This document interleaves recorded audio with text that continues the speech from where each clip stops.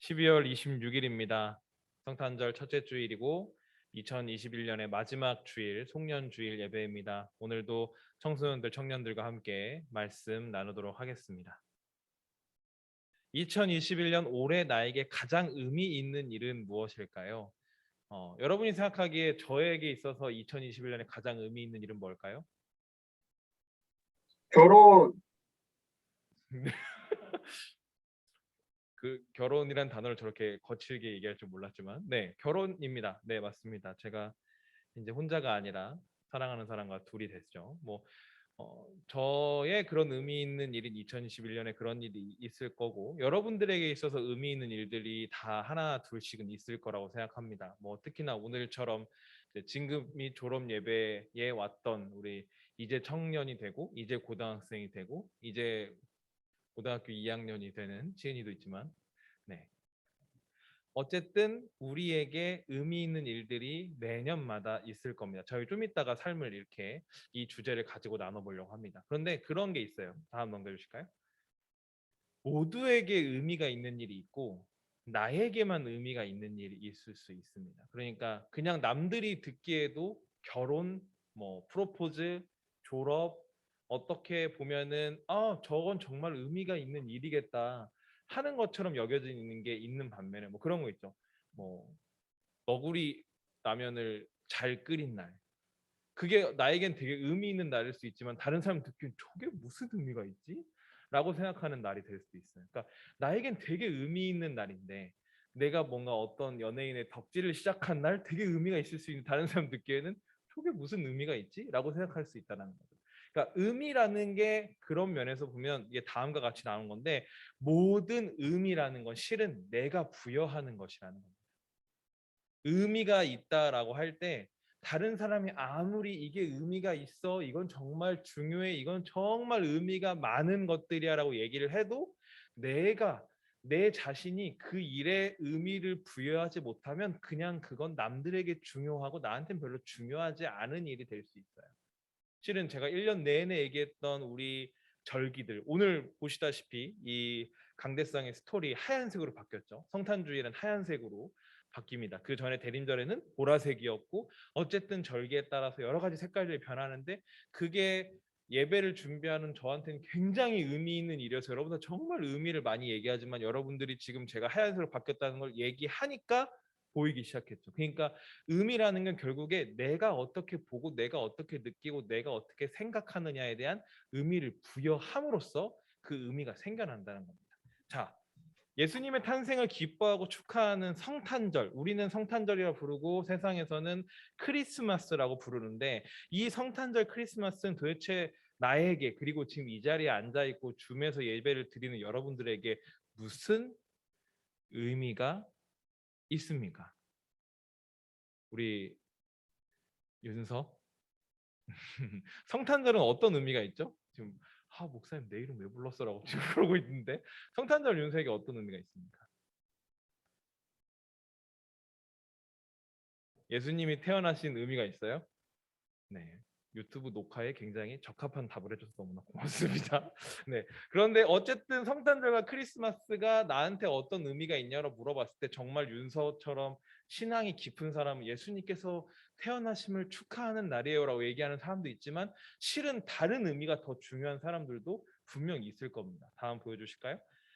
제가 여러 뉴스 중에 하나 찾은 건데, 더 크고 더 화려하게 미국에서 올해 크리스마스 트리 판매가 일찌감치 대목이다라는 뉴스가 실은 있었어요. 최근에 저랑 목사님이랑 우리 한민석 전사님이 우리 어제 이마트 트레이더스를 갔었나요? 이마트 트레이더스에 트리를 한번 사러 갔는데 이미 품절이 돼 있었습니다. 그러니까 우리나라뿐만 아니라 전 세계에서 트리들이 다 많이 품절되고 있대. 왜냐하면 코로나 때문에 다들 집에 많이 있으니까 집에서 뭔가 크리스마스 분위기를 내려고 하는 거죠. 근데 여기 앞에 적어놓은 것처럼 더 크고 더 화려하게, 그리고 우리나라뿐만 아니라 전 세계적으로 이 크리스마스가 어떻게 보면 실은 대목이라고 합니다. 뭐가 대목일까요?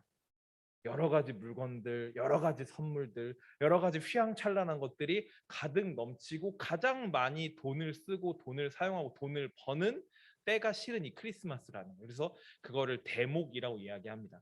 그러니까 결국에 이 성탄의 의미, 예수님이 이 땅에 오신 의미를 찾기보다는 더 크고 더 화려하고 더 비싸고 더 괜찮고 더 뭔가 내가 누릴 수 있는 만족과 기쁨에 더 초점이 맞춰 있는 경우가 많다라는 거예요. 그러니까 성탄이 가지는 예수님이 이 땅에 오셨고 예수님이 태어나셨다는 것에 대한 의미를 부여하기보다 크리스마스에 노는 거, 크리스마스에 다 같이 즐거운 시간을 보내는 거, 크리스마스에 트리가 더 중요하고 돈을 쓰는 게 중요하고 물질을 사용하는 게 중요하고 더 막 크고 화려한 것에 의미가 부여되는 경우들이 있다라는 겁니다. 우리 윤서처럼 신앙이 정말 깊고 믿음이 깊어서 예수님이 이 땅에 오심을 축하하는 의미가 저에게 있습니다라고 얘기하기가 쉽지 않은 세상을 우리가 성탄절에 살아가는 거예요. 솔직히 우리가 밖에 나가서 누가 성탄절이라고 얘기하면 거의 대부분 크리스마스라고 얘기를 하고 산타크로스 할아버지가 있냐 없냐라는 논쟁을 하고 나에게는 어떤 선물이 있나를 얘기하지 예수님이 이 땅에 왜 오셨지? 라는 얘기를 잘 하지는 않는 거죠. 다음 볼까요? 마리아가 첫 아들을 낳아서 포대기에 싸서 구유에 눕혀두었다. 여간에는 그들이 들어갈 방이 없었기 때문이다. 누가복음 2장 7절입니다. 우리 저번 주에 나눴던 말씀이긴 해요.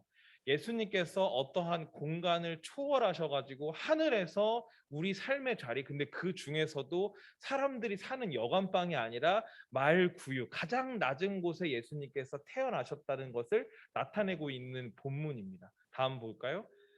2장 11절에도 이렇게 나와요. 오늘 다윗의 동네에 너희에게 구주가 나셨으니 그는 곧 그리스도 주님이시다. 다윗의 동네. 서울 강남구 아니면 뭐 저기 되게 유명한 핫플레이스에서 예수님 나신 게 아니라 그냥 동네. 강동구 풍성로 64 죄송합니다. 예전 저희 사택주설 얘기할 뻔했네요. 그곳에 그냥 우리가 살고 있는 우리 삶의 자리에 정말 동네 그 작고 소박한 곳에 예수님이 오셨다는 것을 본문들이 이야기하고 있어요. 그러니까 예수님이 뭔가 더 크고 더 화려하고 크리스마스 트리가 막 휘황찬란한 곳에 오신 게 아니라 그냥 진짜 우리 집 옆에 아니면 우리 동네에 그렇게 우리 삶의 자리에 오셨다는 겁니다. 다음에 높은 곳, 특별한 곳, 대단한 곳이 아니라 가장 낮은 자리, 우리의 삶의 자리로 예수님이 오셨고 실은 우리가 이 성탄절 예수님이 태어나신 것에 대한 의미를 부여할 때 가장 중요한 의미는 이거라는 거예요. 아, 성탄절은 예수님이 태어나신 날이구나. 예수님이 태어나신 걸 우리가 기억하고 그리고 이야기하는 절기구나. 예수님이 이 땅에 오셨구나. 근데 거기서 끝나는 게 아니라 아, 예수님이 오시긴 오셨는데 부자들만 사는 뭐 강남에 오셨거나 아니면 저기 되게 유명한 뭐 핫플레이스에 오셨거나 이게 아니라 정말 내 마음에 우리 삶의 자리에 가장 낮은 곳에 오셨구나라는 걸 우리가 기억해야 된다는 겁니다. 그렇기 때문에 우리도 그런 예수님을 닮아서 가장 낮은 자리, 우리의 삶의 자리를 기억하고 찾아가야 합니다. 우리가 예수님이 오신 성탄절에 더 크고 더 화려하고 더 높고 더 좋은 것을 취하고 그것만을 가지고 싶어하고 그것만 바라보고 더 대단한 거, 야 저기 강남에 되게 틀이 이쁜 게 생겼대. 그런데 물론 볼 수 있어요. 너무 아름다운 거예요. 근데 거기에만 매몰돼서 그것만 바라보는 것은 우리가 성탄에 참된 의미를 부여하고 있는 것이 아니라는 겁니다. 우리가 예수님처럼 가장 낮은 자리 그리고 내 삶의 자리 그리고 내 삶에서 보여지는 일상적인 자리에서 우리가 그것들을 기억하고 그러한 곳들로 찾아가야 한다는 거죠. 네. 생계미 기초생활 지원을 하고 있는 이제 모금에 대한 얘기입니다. 반지하에도 크리스마스는 옵니다. 이렇게 해서 우리 할머니께서 행복하게 이렇게 선물을 들고 계신 모습이 있는데 여러분들 혹시 그 길 가다 보면 이렇게 종 치면서 하는 구세군 알죠? 혹시 구세군에 나 한 번이라도 이렇게 그 동전이나 돈이나 넣거나 요즘에 삼성페이랑 QR 코드로도 기부가 되더라고요. 후원이 아주 대단합니다. 되게 좋다고 생각해요. 그렇게 혹시 한 번이라도 해보신 적이 있으신 분? 네, 변호사님도 있고 저도 있고 우리 정환이도 손을 들었고 꼭 그걸 해야 된다는 게 아닌데 제가 지금 이 할머님도 보여드리고 구세군 얘기도 하는 이유는 뭐냐면 결국에 우리가 생각하기에 가장 낮은 자리, 우리의 삶의 자리는 휘황찬란하고 화려한 게 아니라 진짜 우리 옆에서 예수님이 오셨는데도 기뻐하고 축하하지 못할 정도로 삶이 힘든 사람들 실을 우리가 기억해야 한다는 것입니다. 그게 실은 참된 성탄의 의미예요. 예수님이 이 땅에 오셔서 강남에 있는 부자들한테만 축복을 주셨습니까? 예수님은 죄인들과 세리들과 가장 가난한 사람들과 함께 하셨던 분이십니다. 예수님은 그러려고 이 땅에 오신 분이세요. 우리 또한 그러한 예수님을 닮아가야 합니다. 성탄주일이고 이제 내년이 시작됩니다. 우리가 우리의 삶을 살아가는 가운데 우리 사랑하는 청소년들과 청년들이 예수님이 태어나셨어. 그 의미를 우리가 어떻게 생각해야지라고 했을 때 예수님께서 가난하고 낮은 사람들 우리 삶의 자리로 그렇게 찾아오신 것처럼 우리도 우리 주위에 있는 가난하고 낮은 사람들, 힘든 사람들, 고통받고 있는 사람들, 그런 사람들과 함께하고 그런 사람들을 기억할 수 있는 그러한 성탄 주일 그리고 그러한 연말이 되었으면 좋겠습니다. 날씨가 점점 추워지고 있어요.